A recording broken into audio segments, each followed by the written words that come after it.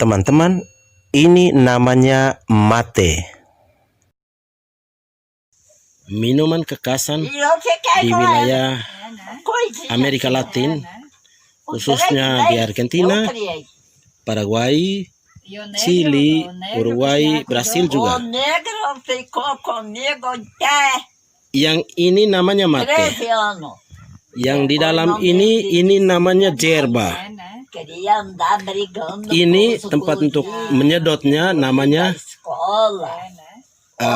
bombilla, la bombilla. Minuman ini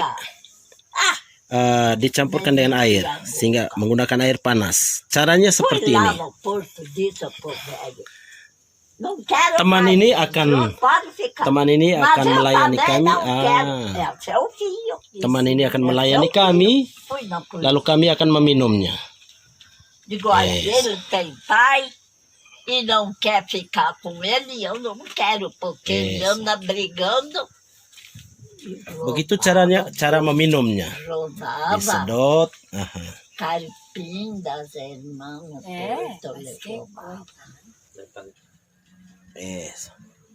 Lihat teman-teman, sekarang saya akan meminum mate. Ini mate. ¿De qué es eso? De porungo. Se llama porungo brasilero y se llama, ¿cómo es? ¿Cómo se llama en castellano? Bueno, ini diminum, disedot. ¿Cómo se llama? Tiene nombre en castellano. Enak.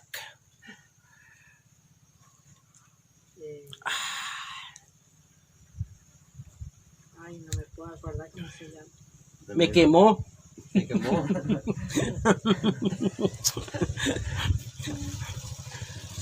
Airnya terlalu panas, akhirnya lidah saya melepuh.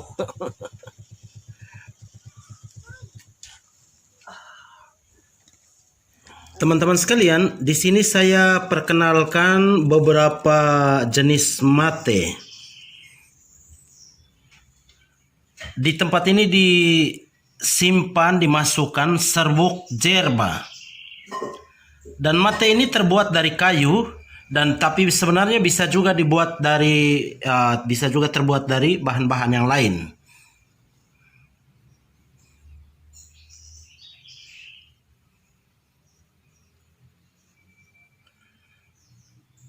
Dan seperti yang sudah saya katakan, ini adalah serbuk yerba yang setelah dikeringkan, dipotong, dikeringkan, lalu mereka campurkan dengan air panas. Kadang-kadang mate juga bisa dicampurkan dengan gula atau dengan susu ataupun dengan kopi. Dan di sini ada bombilla. Ini ada persiapannya, ada bombillanya, ada juga jenis mate yang kecil seperti ini. Ini bombilla yang dijual, yang terjual di toko-toko, dan ini ada termos juga untuk menyimpan air. Teman-teman bisa melihat model termosnya seperti ini.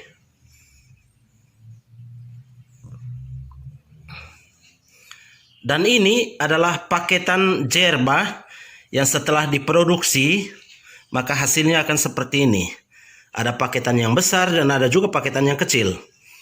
Ini termasuk merek-merek yang cukup dikenal di wilayah Argentina. Dan supaya teman-teman ketahui bahwa mate ini menjadi kebutuhan pokok bagi orang-orang Argentina ataupun beberapa negara lainnya di Amerika Latin. Mereka selalu menyuguhkan para tamu mate, dan ini menjadi kebutuhan dasar, maka mereka selalu membawa mate kemana saja mereka pergi. Bahkan di motor pun, ketika sedang mengendarai sepeda motor, mereka bisa membawa termos seperti ini sambil meminum mate. Orang lain yang akan melayani dan sambil mengemudi, mereka bisa menikmati enaknya mate. Ketika mereka tidak memiliki termos, mereka bisa menggunakan cerek seperti ini atau cerek-cerek lain. teman-teman bisa perhatikan. Minuman mate ini menjadi minuman keakraban, minuman persahabatan. Sehingga ketika mulai meminum mate, maka akan banyak tema pembicaraan yang bisa dibagikan.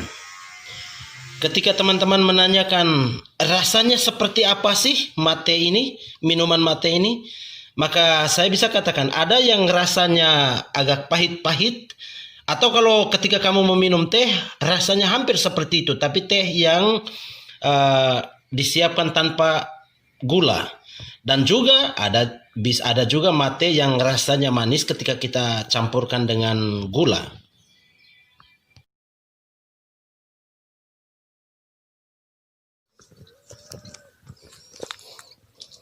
Teman-teman sekalian, saya perkenalkan ini yang namanya tanaman jerba. Tanaman jerba yang kemudian mereka keringkan, masuk dalam mesin, dikeringkan. Lalu setelah itu, setelah dia menjadi serbuk, akan dijadikan sebagai minuman yang namanya mate. Kalau teman-teman sekalian sudah mengenal tentang teh, prosesnya hampir seperti itu. Proses pembuatannya itu hampir seperti teh. Dan orang-orang di sini memiliki kebun tanaman jerba yang sangat banyak. Orang-orang di sini kebanyakan menanam jerba sampai berhektar-hektar. Tanaman jerba ini biasanya dipanen sekali atau 2 kali dalam setahun. Dan masyarakat di sini biasanya juga menanam tembakau dan citronella. Nantikan yuk ceritanya tentang tanaman-tanaman lain.